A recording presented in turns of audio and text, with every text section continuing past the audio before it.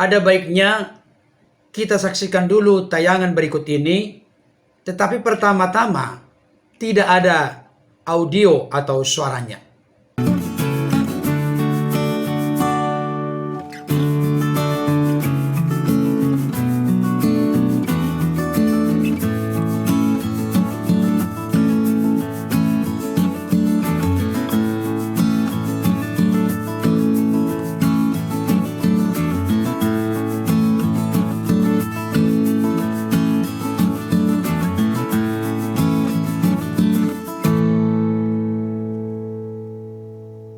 Sang debaters bersama dengan pendeta Dr. Insinyur Mangapul Sagala MTH memberikan respon dan tanggapan berkaitan dengan hambanya Pastor Andi Simon yang secara mendadak dipanggil oleh polisi dengan memakai celana pendek. Ini pun disoroti berkaitan langsung dengan handphone yang dipegang beliau. Memang kalau saya lihat handphone itu cukup bagus dan tidak ada handphone saya sebagus itu. Halo hambanya Pastor Andi Simon. Puji Tuhan, berkat-berkatnya berlimpah. Karena orang yang tulus rendah hati dalam melayani pasti dipelihara dan diberkati oleh Tuhan. Itu sudah janji Tuhan. Beliau punya handphone yang bagus.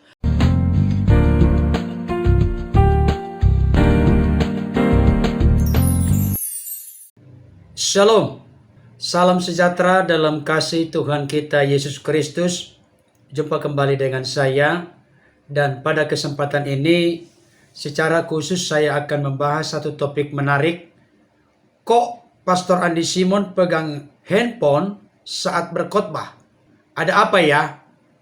Bapak Ibu Saudara, sebelum saya lebih jauh untuk memberikan ulasan berkaitan dengan hal ini, ada baiknya kita saksikan dulu tayangan berikut ini, tetapi pertama-tama tidak ada audio atau suaranya.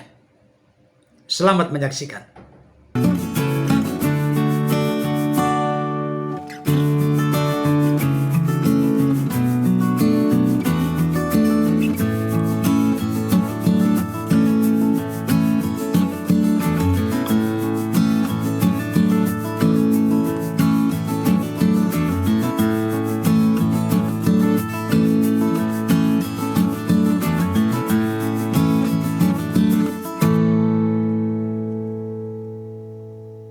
Baik Bapak Ibu Saudara, tadi kita sudah melihat bahwa hambanya Pastor Andi Simon sedang berkhotbah menyampaikan firman Tuhan, tetapi disertai dengan memegang handphone. Ada apa ya? Barangkali Bapak Ibu Saudara bisa memberikan tanggapan, respon, pendapat. Bisa berbeda-beda antara satu dengan yang lain.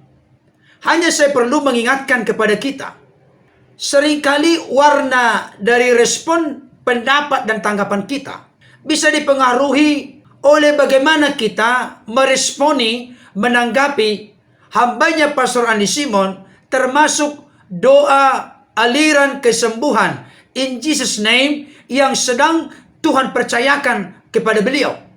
Dengan kata lain, ingin saya tegaskan saat ini, bagi orang-orang yang kontra, bisa saja mengambil sebuah konklusi atau kesimpulan yang salah dan keliru ketika hambanya tadi Pastor Andi Simon, saya tunjukkan kepada Bapak Ibu Saudara dengan tidak ada suara atau tidak ada audionya. Supaya kita mencoba untuk menebak, menafsirkan Pastor Andi Simon kenapa harus berkhotbah sambil memegang handphone. Kita bebas memberikan respon dan tanggapan. Tetapi seringkali dalam perjalanan hidup kita, oleh karena kita tidak suka kepada seseorang, maka apa saja yang dilakukan oleh orang itu bisa kita nilai secara salah, keliru, dan menyesatkan. Tapi kalau kita memiliki satu penilaian yang objektif, kita bisa mengambil sebuah konklusi dan kesimpulan dengan memaknai satu kondisi keadaan atau tontonan, hal yang ditunjukkan, dipertontonkan kepada kita secara positif juga. Jadi tergantung kepada perspektif kita masing-masing. Dan seringkali kita ini langsung mudah mengambil sebuah kesimpulan tanpa mengikuti, menggali informasi yang lebih utuh, lengkap dan akurat. Sehingga seringkali yang terjadi adalah kita malu kepada diri kita sendiri karena apa yang kita simpulkan tidak sesuai dengan fakta atau kenyataan yang sebenarnya. Saya perlu memberikan sebuah suguhan ulasan seperti ini supaya kita makin dewasa dalam menyikapi sesuatu. Tidak hantam kromo, tidak sembarangan, tapi kita betul-betul memiliki kehati-hatian. Kita coba menggali informasi yang benar-benar bertanggung jawab, sehingga kesimpulan yang kita ambil pun tidak salah dan tidak menyesatkan, apalagi tidak menimbulkan fitnah dan tuduhan-tuduhan yang tidak berdasar. Bapak Ibu Saudara, khususnya berkaitan dengan hambanya Pastor Rani Simon, memang saya melihat akhir-akhir ini banyak yang memiliki respon tanggapan yang negatif. Tetapi sebaliknya, lebih banyak orang-orang yang memiliki respon tanggapan yang positif. Apa saja yang dilakukan oleh hambanya Pastor Rani Simon, bahkan segala sepak terjangnya, kemana dia melangkah, di mana dia berada, seringkali menjadi buah sorotan bagi banyak orang, termasuk yang pro dan kontra. Sebagai contoh, sang debaters bersama dengan pendeta Dr. Insinyur Mangapul Sagala MTH memberikan respon dan tanggapan berkaitan dengan hambanya Pastor Rani Simon yang secara mendadak dipanggil oleh polisi dengan memakai celana pendek. Ini pun disoroti, ini pun diulas. Makanya dalam sebuah kesempatan Pastor Rani Simon berkata, jangan-jangan nanti bagaimana senyumnya saya diulas juga, bagaimana alis matanya diulas juga, bagaimana bagian-bagian dari wajahnya diulas juga, bagaimana dengan gaya rambutnya diulas juga.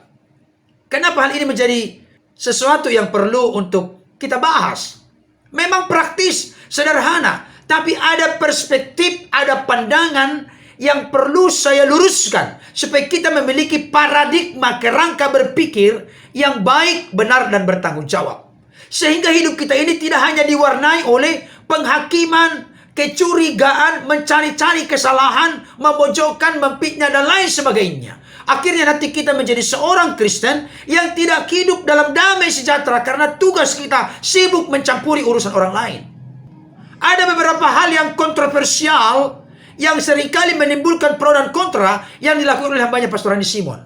Selain yang pertama tadi, memakai celana pendek ketika mendadak dipanggil oleh polisi. Berikutnya mengenai kolam Bethesda, kolam baptisan atau kolam kesembuhan.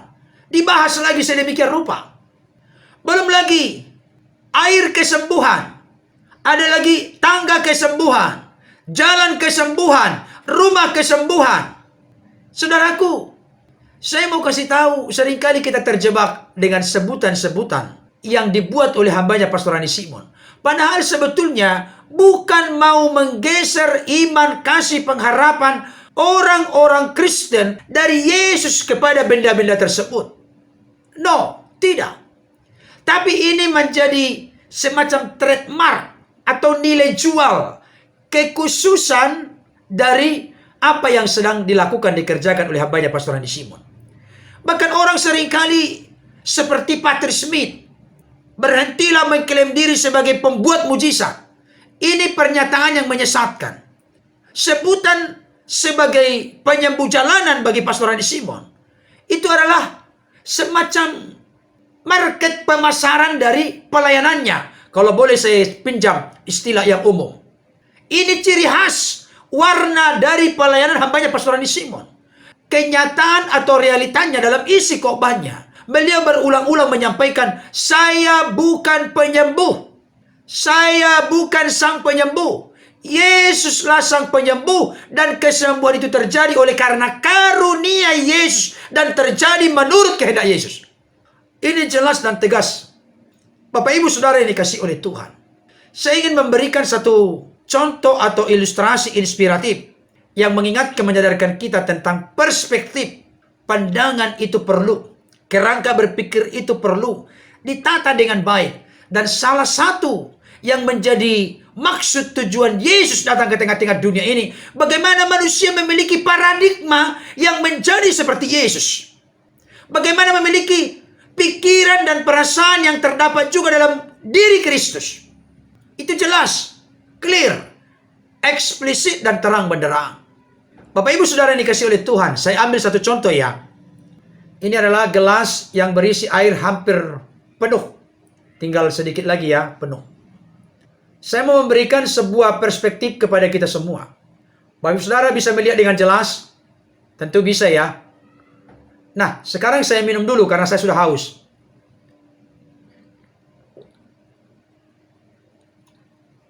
Sudah. Coba Bapak Ibu Saudara memberikan respon tanggapan mengenai gelas dan air ini. Apa yang terjadi? Apa respon tanggapan Bapak Ibu Saudara tentang gelas dan air ini? Coba, apa kira-kira? Ini ya. Biar lebih jelas. Apa tanggapan Bapak Ibu Saudara? Bapak Ibu Saudara mungkin akan berkata kepada saya, Pak Pendeta, ada sebuah gelas, ada gagangnya, pegangannya ini, dan gelas ini berisi air. Tetapi airnya tidak penuh. Oke, kita simpulkanlah separuh. Baik, saya kagum dan hormat kepada Bapak Ibu Saudara. Kalau tanggapannya demikian, berarti penglihatannya masih jelas. Tetapi ada satu sisi lain yang perlu saya sampaikan kepada kita. Dan ini memberikan gambaran yang sangat berpengaruh besar dalam perjalanan hidup kita. Oke, saya lanjutkan. Ini sebuah gelas tembus pandang berisi separuh air. Kita simpulkanlah separuh ya, separuh air. Kalau sudah berbicara tentang perspektif kerangka berpikir dan pandangan, maka orang bisa melihat perspektif separuh yang kosong. Ini airnya dari sini. Dia akan melihat, aduh, itu gelas airnya tidak penuh, hanya separuh doang. Coba lihat itu yang kosong. Kosong ke atas. Saya simpulkan, orang yang membuat konklusi seperti itu adalah orang yang pesimis. Karena hanya melihat yang kosong. Tapi coba kalau ada orang lain di antara Bapak Ibu Saudara yang melihat hal ini, puji Tuhan ada separuh air. Sekalipun memang tidak bisa memuaskan dahaga saya, rasa haus saya, tetapi paling tidak sementara bisa menopang rasa haus saya dengan setengah gelas air ini. Inilah orang-orang yang optimis. Orang yang bisa melihat sisi positif di tengah-tengah ketidaksempurnaan. Inilah kehidupan kita Bapak Ibu Saudara. Pertanyaan saya, di mana posisi kita? Jangan-jangan selama ini kita selalu memiliki perspektif yang pesimis, negatif. Bukan optimis dan positif. Sangat berpengaruh dalam hidup kita memberikan penilaian dalam hidup ini. Bahkan dalam menyikapi kehidupan pun banyak orang menjadi frustrasi, banyak orang menjadi kalah, putus asa dan menyerah oleh karena perspektifnya selalu pesimis. Selalu melihat kesulitan. Tidak pernah mampu melihat kesempatan di tengah-tengah kesulitan. Orang bijak adalah orang yang bisa menerjemahkan sekaligus melihat dan mengambil konklusi dari suatu rintangan pasti ada kesempatan atau peluang. Dari sesuatu hal yang tidak sempurna, ada hal yang positif yang bisa kita gagas, kita kembangkan, kita tumbuhkan. Sehingga hal itu akhirnya mewarnai totalitas kehidupan kita. Amin saudaraku. Ini serius. Bapak Ibu Saudara, tadi saya sudah tunjukkan kok Pastor Andi Simon memegang handphone ketika berkhotbah? Ada apa ya? Saya mau tunjukkan apa sebenarnya yang dilakukan oleh hambanya Pastor Andi Simon berkaitan langsung dengan handphone yang dipegang beliau. Memang kalau saya lihat, handphone itu cukup bagus. Dan tidak ada handphone saya sebagus itu. Halo hambanya Pastor Andi Simon. Puji Tuhan berkat-berkatnya berlimpah. Karena orang yang tulus rendah hati dalam melayani pasti dipelihara dan diberkati oleh Tuhan. Itu sudah janji Tuhan. Beliau punya handphone yang bagus. Tapi saya mau kasih tahu, beliau tidak sedang pamer handphone di situ. Ini buktinya. Mari kita saksikan bersama. Wah, kalau pastor ngomong ini bisa sampai siang.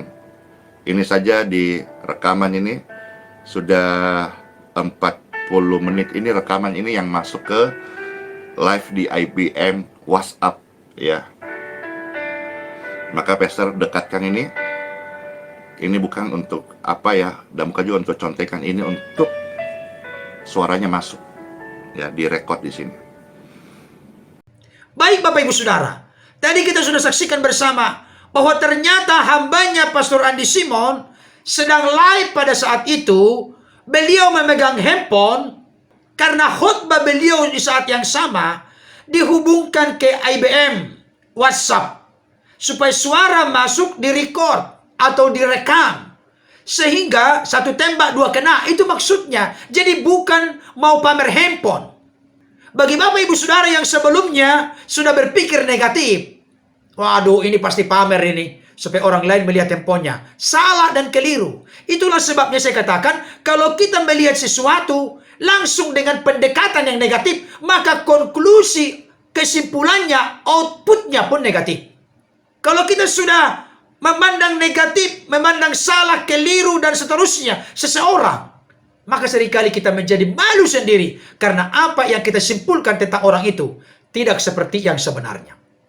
Bapak Ibu Saudara, ulasan saya ini praktis sederhana, tetapi bisa menjadi satu pembelajaran berharga untuk ke depan. Kita jangan terlalu mudah mengambil sebuah konklusi kesimpulan. Ternyata kesimpulan kita justru membuat kita jadi malu. Biarlah kita menjadi orang yang objektif, orang yang optimis, orang yang positif, orang yang percaya bahwa orang lain bisa melakukan yang terbaik demi menjadi berkat bagi orang lain dan nama Tuhan dimuliakan, ditinggikan. Kiranya ulasan praktis sederhana ini menjadi berkat bagi kita. Tuhan Yesus memberkati. Amin.